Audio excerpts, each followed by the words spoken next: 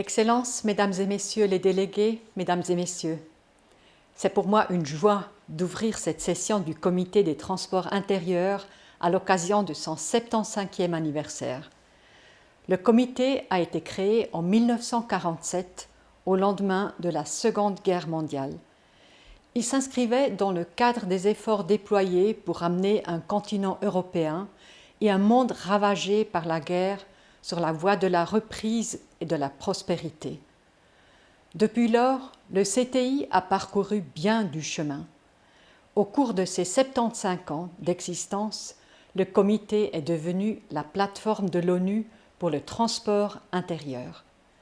Désormais, plus de 50 accords et conventions fournissent un cadre pour le développement du transport routier et ferroviaire international, pour la navigation intérieure, le transport intermodal ainsi que pour le transport de marchandises dangereuses et la construction de véhicules. Le nombre de délégations du monde entier participant à cet anniversaire à Genève, physiquement ou virtuellement, montre l'importance mondiale du Comité des transports intérieurs. La transformation de la mobilité est essentielle si l'on veut atteindre les objectifs de développement durable de l'agenda 2030. Il s'agit de protéger l'environnement et les gens. Il s'agit d'augmenter la sécurité dans la circulation avec moins de blessés et moins de morts. Il s'agit aussi de donner un meilleur accès à la mobilité aux personnes à faible revenu. Et finalement, il s'agit de créer des emplois intéressants dans les domaines de la numérisation et de l'électrification des transports. Le 75e anniversaire du CTI, c'est l'occasion de réfléchir à son orientation stratégique. Le comité des transports doit foncer dans le monde de la mobilité décarbonée, développer des exemples de bonnes pratiques et favoriser leur mise en œuvre à une large échelle.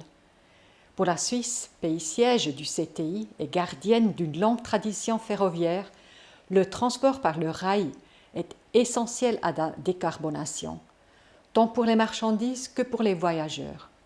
La politique suisse des transports, avec ses instruments et ses incitations, est une réussite. En 2021, la part du rail dans le transport de marchandises à travers les Alpes a de nouveau atteint un niveau record, soit près de 75%. Il en va de même pour les voyageurs. Le développement des offres transfrontalières du RER est crucial pour les agglomérations proches de la frontière suisse. Cela permet d'absorber les grands flux de pendulaires, de réduire la pollution et d'éviter les embouteillages sur les routes. Ici même, le Léman Express, dans la région du Grand Genève, est un bon exemple. Et ces réseaux permettent aussi de créer des emplois de part et d'autre de la frontière, afin d'optimiser l'utilisation des transports et aussi de permettre aux usagers de passer facilement, par exemple, de leur voiture au train ou du train au vélo. Il faut que les informations soient facilement disponibles et qu'elles circulent entre les gestionnaires d'infrastructures, les entreprises de transport, les prestataires privés et les usagers.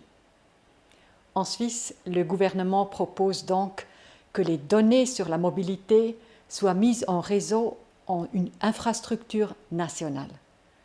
Cette infrastructure va contribuer à développer une mobilité respectueuse du climat et de toutes sortes d'offres adaptées aux besoins des usagers.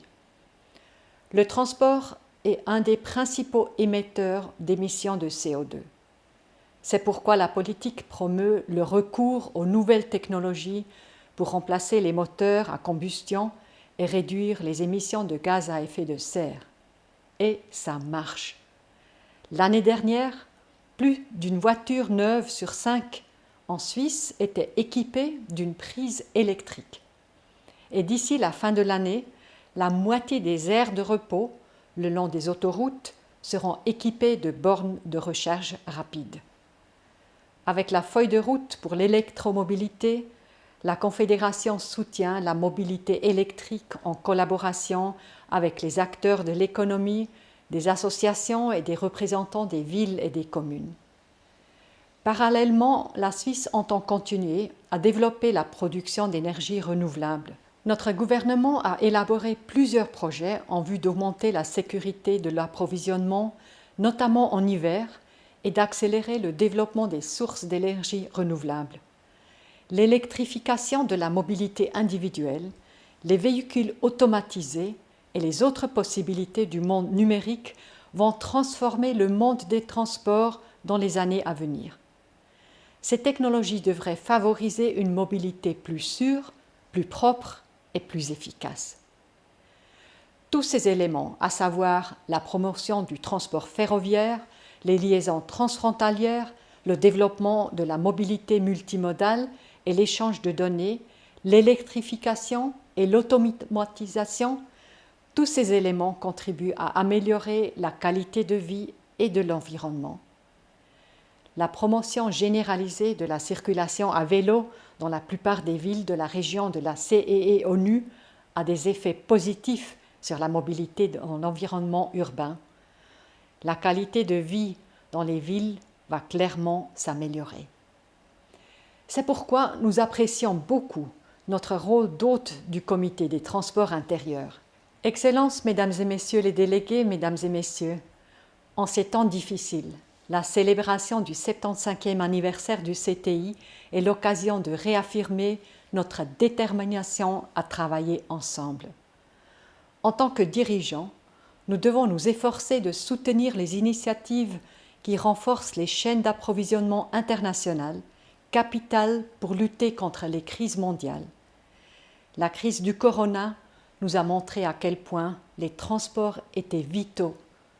Aujourd'hui, nos travaux s'achèveront par l'adoption de la signature de la résolution ministérielle intitulée « En route pour une décennie au service de transport intérieur et d'un développement durable ». Ce qui est en jeu, c'est notre capacité collective à protéger notre planète et nos concitoyens et concitoyennes, cela tout en inversant les effets dévastateurs de la pandémie. Ce qui est en jeu, c'est notre capacité à fortifier nos sociétés et en assurer une reprise durable.